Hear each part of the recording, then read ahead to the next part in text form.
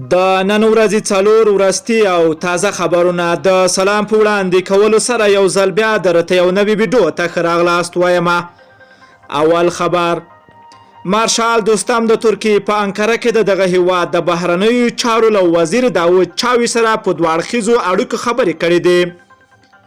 دوهم خبر: د پاکستان د دینش ورځپاڼې وایي چې امریکا په مالي ملاتړ په ډیورن فرضي کرښه د اغزن تار زغولو پروژه له کوم مزاحمت پرته په چټکۍ روانه ده او راتلونکي کې به یو مخ بشپړ شي.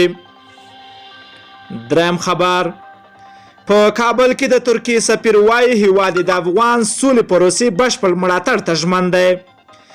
د ملي مصالحې عالي شورا له دفتر نه په خپره شوې خبره پاڼه کې راغلي چې اوزان دا څرګندونې نن د دغه شورا له رئیس ډاکټر عبدالله سره په لیدنه کې کړې دي او هیله یې ښودلې ده چې بین افغاني خبرې به ډېر ژر پیل شي او افغانستان تلپاتې سولې ته ورسیږي.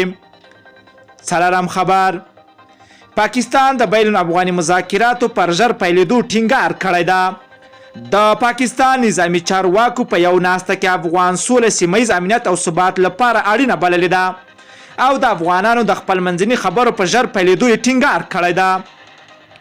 د پاکستاني پوځ له لوري په خپره شوې خبر پاڼه کې راغلي د پوځ مشر قمر جاوید باجوا په یاده ناسته کې د افغان سولې برخه کې پر وروستیو پرمختګونو خوښي څرګنده کړې ده او د افغان حکومت له لوري د 400 طالب زندانانو خلاصون ته په اشارې ویلي چې افغانستان کې د سولې لپاره یو غوره فرصت برابر شوی او تلپاتې سولې ته د رسیدو لپاره د بین الافغاني مذاکراتو ته سخته اړتیا ده چې هر څه ژر باید پیل شي. د یادونې وړ ده چې پرون د پاکستان د بهرنیو چارو وزیر شاه محمود قریشي هم له افغان سفیر سره په لیدنه کې د بین الافغاني مذاکراتو پر ژر پیلېدو ټینګار کړی و.